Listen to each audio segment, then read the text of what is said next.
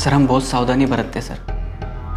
बेरामैक्सिन जैसे restricted chemical का तो बहुत ध्यान रखते हैं। आप दोनों मोनिका गोम्स को जानते हैं? लाइब्रेरी में कई बार मुलाकात हुई है उनसे, कई बार बातें भी हुई हैं। लाइब्रेरी में कई बार बातचीत हुई, डिस्कशन भी हुआ, लेकिन केमिस्ट्री से जुड़ी किसी चीज़ पर कोई बातचीत नहीं हुई सर। 6 डेथ्स जिन्हें नेचुरल डेथ मान लिया गया था, अब उन्हें मर्डर की नज़र से देखा जा रहा है, क्योंकि ऐसा शक है कि सबके मर्डर में बेरामैक्सिन का इस्तेमाल हुआ होगा और इन सभी केसेस में हमारी प्राइम सस्पेक्ट मोनिका है। भरत, डिस सिल्वा कॉलेज की केमिस्ट्री लैब का डेटा चेक करने के लिए फौरन एक टीम बनाओ। सारा डेटा जल्द से जल्द एनालाइज करो। कॉलेज में फर्जी तरीके से घुसना, अपने आप को प्रोफेसर बताना, कॉलेज से बेरामैक्सिन चुराना, नकली पेपर्स बनवाना, मैं मानता हूँ कि बहुत शातिर औरत है, लेकिन इतना कुछ करने के लिए उसने किसी न किसी की मदद तो ली होगी। तुम्हें लगता है एफएसएल को इन डेड बॉडी से कुछ हाथ लगेगा? क्योंकि आखिरी बॉडी 4 साल पहले और पहली 14 साल पहले दफनाई गई थी। सर, मैं यकीन से कह सकता हूँ कि उन 6 लोगों की डेथ नेचुरल डेथ नहीं थी।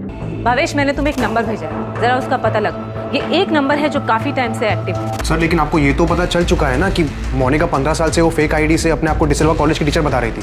इसका मतलब ये होता है कि औरत फ्रॉड है।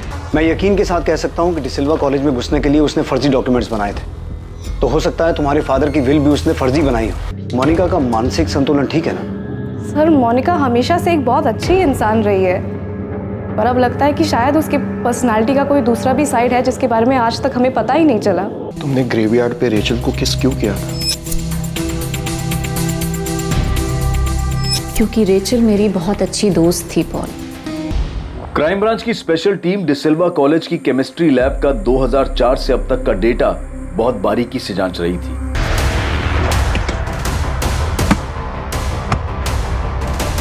मोनिका के भी रीसेंट फोन रिकॉर्ड से पता चला है कि मोनिका के अपने फैमिली मेंबर नताशा और जॉर्ज के अलावा एक प्रशांत कदम नाम के आदमी से लगातार बातचीत रही है। सर खबरी गणेश ने कलंगुट में अपने नेटवर्क से पता लगाया है कि मोनिका अपने फैमिली बिजनेस के सिलसिले में अक्सर प्रशांत कदम से मिलती रही है। प्रफुल्ल, तुम अच्छी तरह जानते हो कि इतने सालों के बाद डेड बॉडी के नाम पर हमें सिर्फ कुछ हड्डियां, कुछ स्केलेटन मिलने वाली थी। मैं बिल्कुल नहीं मान सकता सर। सर, बेरामैक्सिन लैब से आज तक गायब हुआ ही नहीं है। हुआ है, और हमें यह भी पता है कि कब हुआ और कितना हुआ।